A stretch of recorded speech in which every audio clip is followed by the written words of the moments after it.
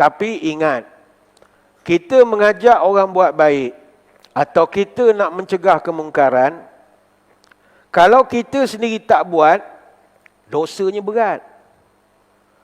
Maksud saya begini, kita beritahu orang, kau jangan buat begini, kau jangan minum, kau jangan judi. Rupanya kita number one hobi, kita suka minum, suka judi. Dalam keadaan kita tak bagi orang buat.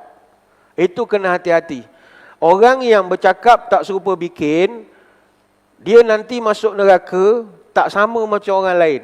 Orang lain masuk neraka mungkin adalah ikut barisan ke, ada dia punya pagar ke apa ke, wallahu alam. Tapi orang yang cakap tak serupa bikin, dia akan dilemparkan dalam neraka sampai terburai perutnya. Dia dibaling begitu saja oleh malaikat. Ada satu hadis daripada Abu Wa'il radhiyallahu anhu, Nabi pernah bercerita, yuja'u birrajuli yaumil qiyamah fayulqa finnar. Pada hari kiamat nanti akan ada satu orang laki-laki ni dilemparkan dalam neraka. Fatandaliku aqtabuhu finnar fayaduru kama yadurul himaru birahahu.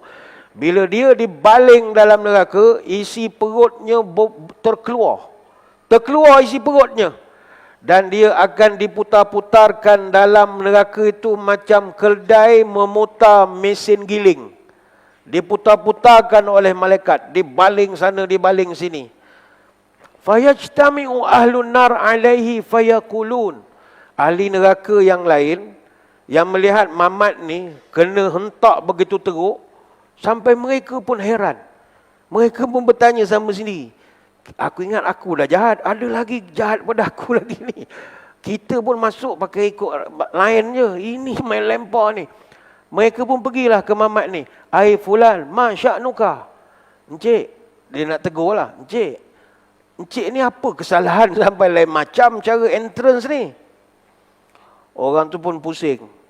Bila dia pusing, ahli neraka semua terperanjat. Ustaz! Contoh.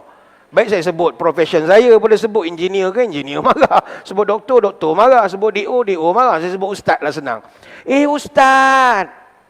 Alaisa kunta ta'muruna bil ma'ruf wa tanhana 'anil munkar. Ustaz, bukankah kau dulu di dunia engkau ceramah sana sini, engkau ajak orang buat baik, engkau larang orang buat jahat. Kenapa engkau duduk sama kita orang? Kita orang ni kaki minum semua. Apa kau ni salah tempat ke?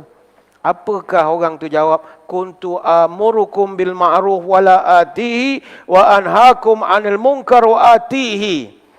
Aku dulu memang suruh kau buat baik, tapi aku haram sekali pun tak pernah buat.